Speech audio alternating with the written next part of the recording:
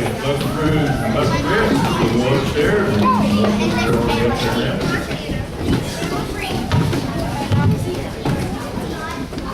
Surprise, surprise. He's up there.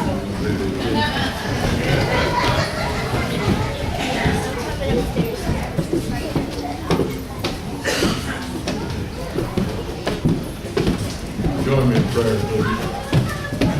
Dear Heavenly Father, we open our hearts, minds, and souls to worship you. Thank you that today we dwell in your kingdom and live in your presence. Thank you that we are gathered together. We join with all Christians across the world to glorify your holy name. Come be with us, inspire us, and lead us in our time together. We ask all this in the beautiful name of Jesus Christ our Savior. Amen. Amen. Well, I'm going to deliver the message this morning. Back to the choir, strangling me. There we go. I'm not going to be quite as eloquent as Taylor is, as y'all know, and I won't be as long. Probably won't take it. As a matter of fact, I'm not nearly as long-winded as he may be. But I chose a topic this morning, and when you deliver some kind of address to anybody, you choose a topic, one that you're familiar with, one that you think you have some knowledge about, and one that you think you can express yourself and express the meaning of the issue quite well. And I think I'm highly qualified to talk about the topic this morning, and the topic is temptation. In the 1970s, comedian Flip Wilson made it, "The Devil Made Me Do It," a national catchphrase.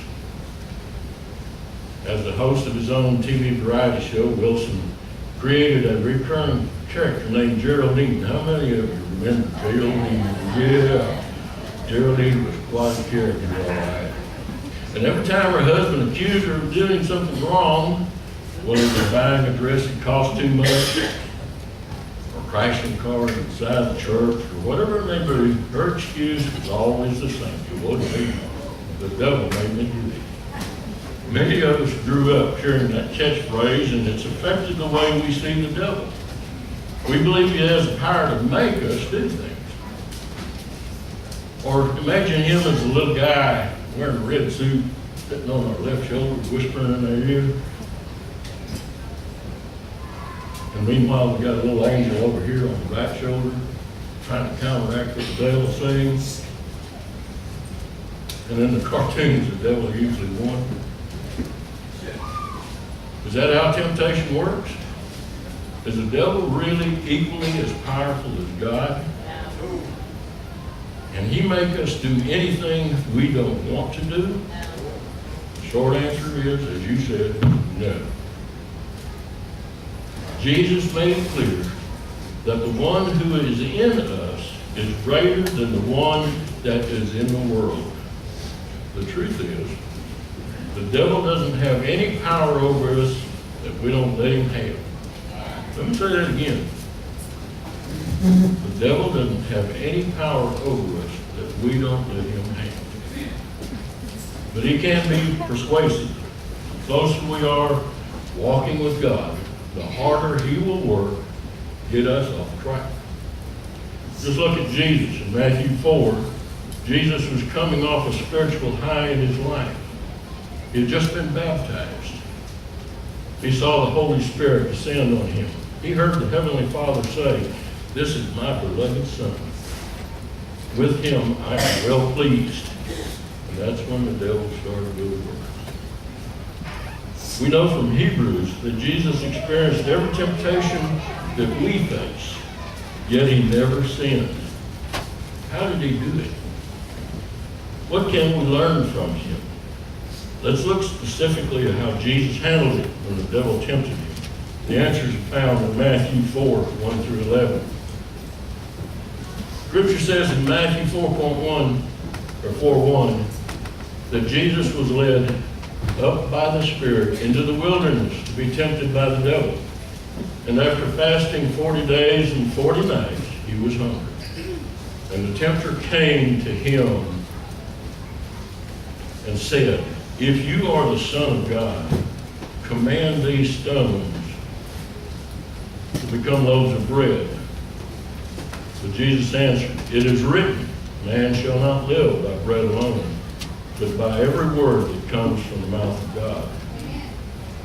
Then the devil took him to the holy city, set him on the pinnacle of the temple, and said to him, if you're the Son of God, throw yourself down, for it is written, he will command his angels concerning you, and on their hands they will bear you up, lest you strike your foot against the stone. Jesus said unto him, again it is written, you shall not put the Lord your God to the test. Again the devil took him to a very high mountain and showed him all the kingdoms of the world and their glory. And he said to him, all of these I will give you, if you fall down and worship me.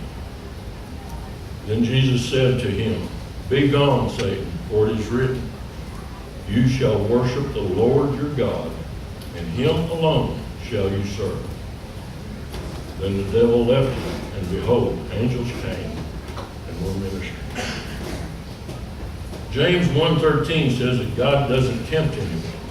So why would the Holy Spirit lead Jesus into the wilderness specifically so he could be tempted?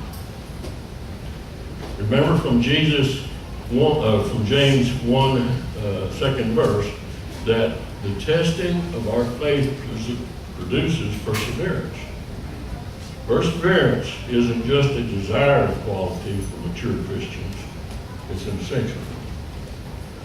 James goes on to say that perseverance must finish its work in a Christ follower so that he or she can be mature and complete, not lacking in anything. So God is going to do what it takes to produce that quality in us. You know, every teacher we've had tested us, right?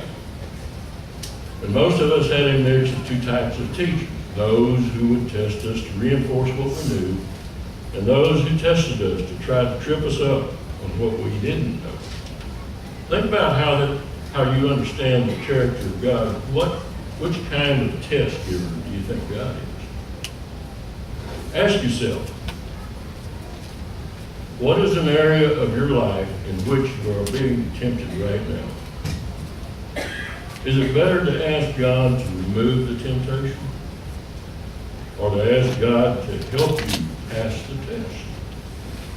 I'm not saying that if you are tempted to binge on sweets that you should go and work in a chocolate factory in order to pass the test, but realize that not every temptation can be easily removed. But God does provide a way of escape for every temptation. As said in 1 Corinthians 10:13, no temptation has overtaken that is not common to man. God is faithful, and he will not let you be tempted beyond your ability. But with the temptation, he also provided a way of escape that you may be able to endure it. So, you may actually be praying for the wrong thing. If temptation isn't removed, then pray that you can pass the test. We know that the primary defense against temptation is the Word of God. 3 temptations Matthew recorded for us fall into the broad categories that can be applied to temptations we face today. First, there was an appeal to physical needs. Jesus was hungry, and the devil tempted him to make the stones become bread. Second, there was a temptation to take a shortcut. Jesus knew what he needed to do to fulfill the Father's plan. Matthew 16:21 tells us that he had to go to Jerusalem, suffer, and lose his mortal life. The devil tempted Jesus by knocking off the pinnacle of the temple to bypass all of them that were dramatic display of God's power that would firmly established Jesus as the Son of God. Finally, the devil tempted Jesus with power. I will give you the kingdoms of the world if you will worship me. Jesus never disputed the worldly kingdoms for the devils to give. Jesus responded to all three of the devil's temptations with Scripture. Notice he didn't say, hold on a minute, devil, while I go look up the verse. He had God's word hidden in his heart, so that he didn't have to sin against God. As Christ followers, we need to be in God's word every day, not just pulling the Bible off the shelf in case of emergency. When Paul described the armor of God in his letter to the church in Ephesus, he called the word of God the sword of the Spirit. It is the only offensive weapon in the entire arsenal. Don't miss the purpose for the full armor of God in the first place. Ephesians 6:11 says, it is so that you can take your stand against the devil's scheme. Finally, we learn that when we resist, the devil flees, and the Spirit strengthens us. Again, in Matthew, verse 11, says that the devil left Jesus, and the angels came and attended him. When you compare Luke's account of the temptation, you see the phrase, the devil left him until an opportune time.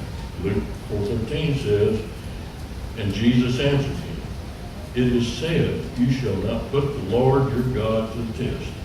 And when the devil had ended every temptation, he departed from him until an opportune time.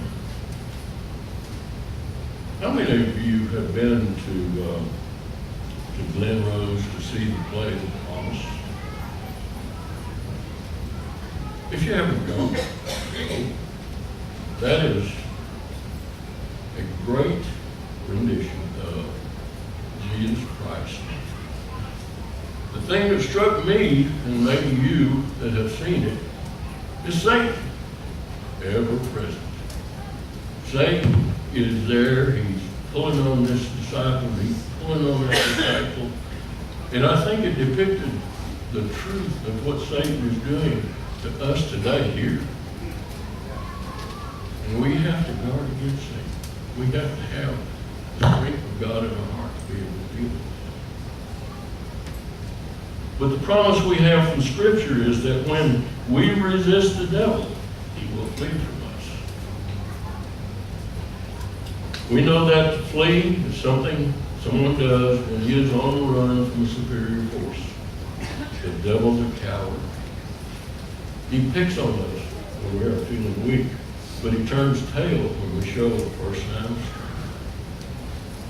And he knows that there are plenty of easier targets than a Christ follower who stands up to him with God's word.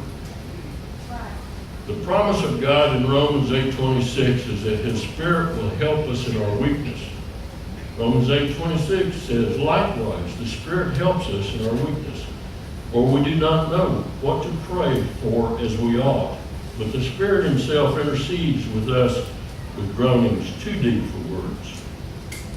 For Jesus, there was the physical presence of God's angels, but we have the same promise from God. So let's get practical. How do we resist temptation? We've already looked at the most crucial of them. Knowing God's word and having it in your heart. The second way to resist temptation is to understand how temptation works. We're tempted when desire and opportunity come together. Think of every time you gave in to temptation. It always happens at the intersection of desire and opportunity. I'll give you an example. For me, I walk by that donut table back there. Opportunity is there. Fortunately, I don't have the desire. Never had the desire, great desire for sweets. So I can give my desire a little extra boost and I can walk right over that. Now, I've noticed some of y'all, well, we'll not go there.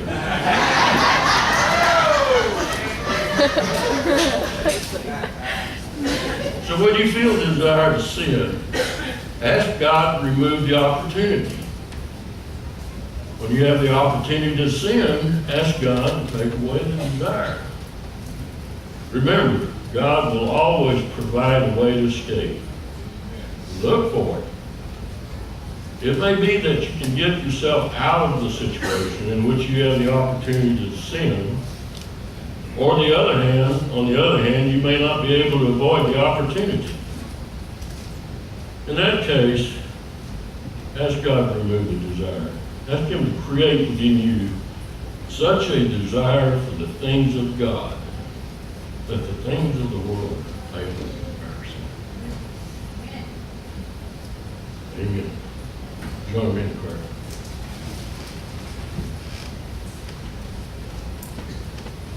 Dear Lord, every day we're faced with Satan's effort to tempt us to betray our love and faith